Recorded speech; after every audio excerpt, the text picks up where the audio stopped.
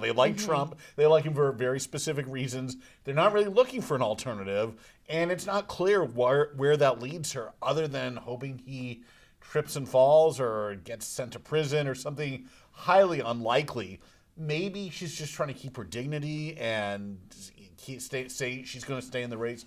I have a hard time believing she's going to really stay in if she loses South Carolina big. If she holds Trump to a relatively close win within 5 points, maybe she can stay in, but even that seems pretty unlikely. Welcome to the Debrief, where we talk with the Washington Examiner's top journalists about the headlines they're covering and where the story's going next. I'm Sarah Bedford, and I'm here with magazine editor David Mark. David, Nikki Haley is still running for president. Yeah. She lost to none of the above candidates in the Nevada primaries, meaningless because it's not the caucuses, but nonetheless, it was a spate of bad headlines this week. Yeah. Why is she still in the race? It's a great question. Of course, you never want to lose to none of the above, Yep. no matter what race it is.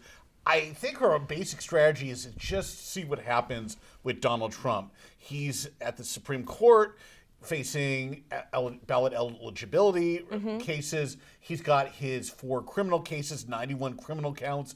Some of those seem to be moving toward trial, so it seems like her strategy is let's just see what happens. But in terms of actually winning, there's no real evidence that she's going to beat Trump anywhere, including her home state of South Carolina.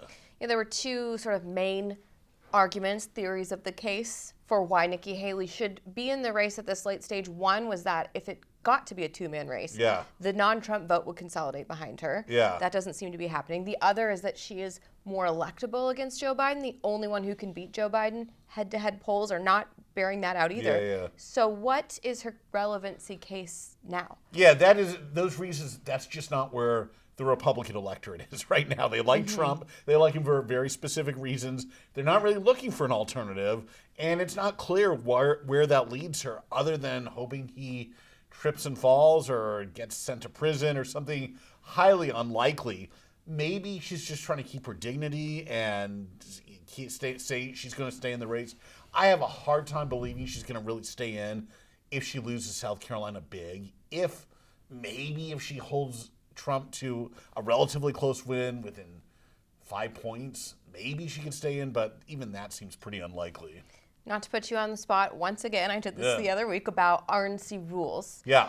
But it's not looking like with the case schedule that Donald Trump could possibly be convicted in the elections aversion case before the convention in the summer, but it's a possibility that afterwards he could be. Is there a mechanism to reevaluate him as the nominee if that occurred? Basically, the party nominee, once they've been nominated, they have to take themselves off the ballot. There's not much that can be done to effectively recall them. I guess we learned that in Access Hollywood, right? We had this debate 8 years ago. Absolutely. There was one time way back in 1972, George McGovern's running mate got pulled back, but he had to assent to it because he had some old stories about his mental health history, that sort of thing. But in modern times, it's just never happened before. Trump would have to go along with it, and the chances of that are just about zero. I think the real question is, does the Republican National Committee move up the actual nominating date well before the convention in July, I believe it is, to like late March, early April, just to cement Trump as the nominee, get all these figures like Nikki Haley out of the way, also so Trump can raise more money for the general election, which gets into the weeds of campaign finance, but it would allow him to start hitting up donors much more. We've heard some whispers about that. Would that, do you think, cause any blowback, though, if the RNC did do that? No more than any other move that's been made in Trump's favor. It would sort of make the convention in Milwaukee just a formality. Not that that's not the case anyway. So I can't see what much difference it would make. I suspect it would force then the Democrats to do something similar, and it could actually be have an understated effect on this whole campaign going forward. Well, David, thank you so much for being here today. Thank you. You can get more reporting from David and the rest of the political team at washingtonexaminer.com.